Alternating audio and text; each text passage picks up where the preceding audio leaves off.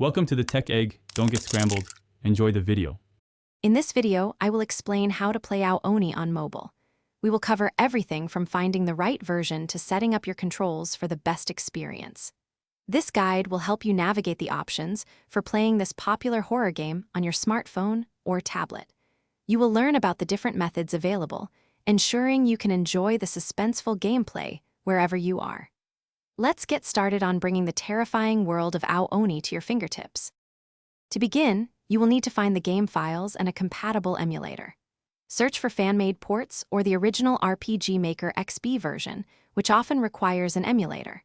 There are several reliable communities online that host these files. Make sure to select an emulator that works well with your specific mobile operating system, whether it is Android or iOS. Also, confirm you have sufficient storage, ideally over 200 megabytes, for both the emulator and game files.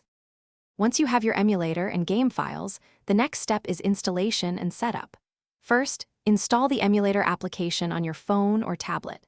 Then, locate the game folder within the emulator's directory and transfer your Ao Oni files there.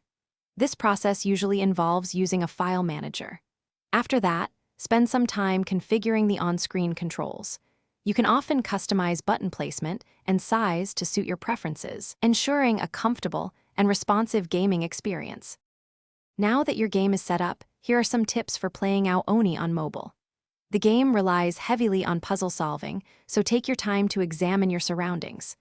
Always remember to save your progress often, especially after solving a difficult puzzle or entering a new area, to prevent frustration. Explore every corner of the mansion. Hidden items and clues are vital for progression.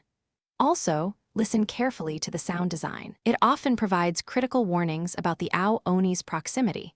Enjoy the thrilling experience. Thanks for watching. Consider subscribing if I helped unscramble your problems.